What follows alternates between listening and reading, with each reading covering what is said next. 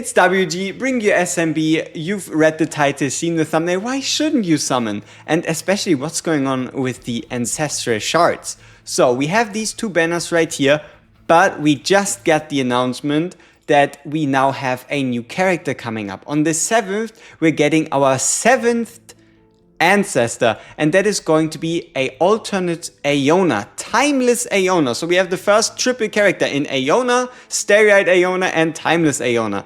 Now, what do you need to learn about this event? Let's go through it briefly because it's a lot of text, it's a bit confusing. But first off, if you summon a SSR, it is a 25% chance to be Aiona, so a 1 in 4.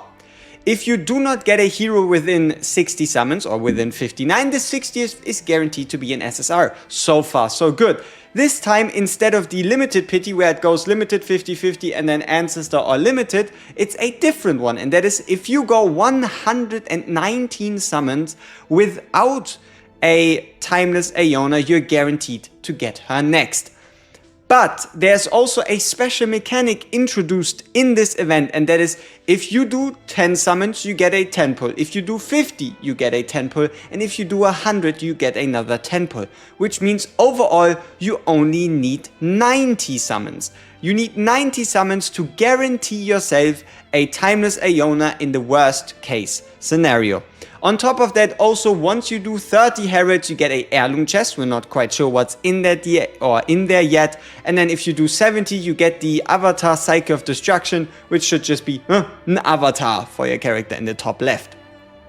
So what that means is moving forward, you should always try to be in around that 60 to 70 summon range at all times in case another Ancestral banner comes up, so that you can use events and daily accumulation to potentially move towards that 90 summon mark. Alright, so what exactly do you need to get yourself a Starry-Eyed Aiona? For that, what you actually need is 9 times 3,000 gems, or 27,000 gems, with obviously every 10 scrolls being worth 3,000. We are already guaranteed to get a further 10 pull from the event as well as from the logins.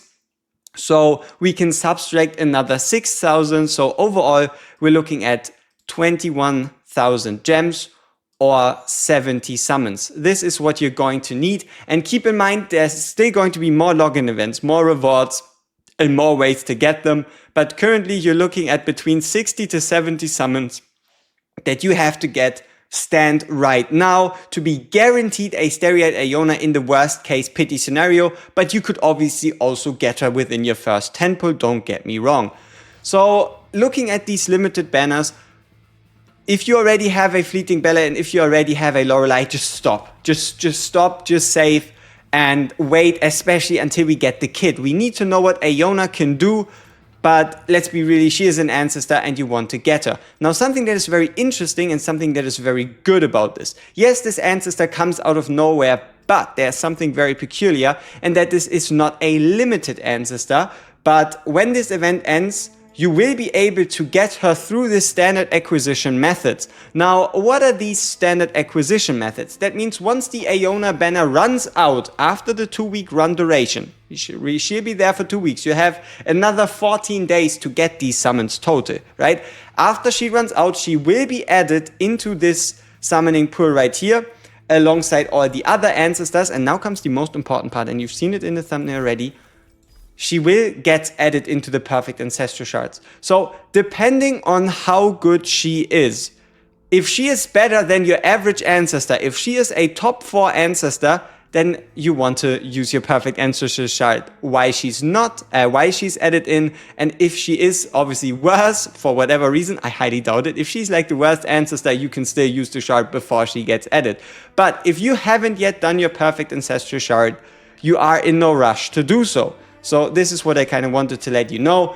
And yeah, this is what we're looking at. We're looking at a scenario where you are guaranteed to get the character, and the maximum it's going to take you is 70 summons on your own during a 2-week run duration. So if you, for example, still haven't yet done anything with the summons out of the shop here, or if you're thinking about anything else, just save the resources.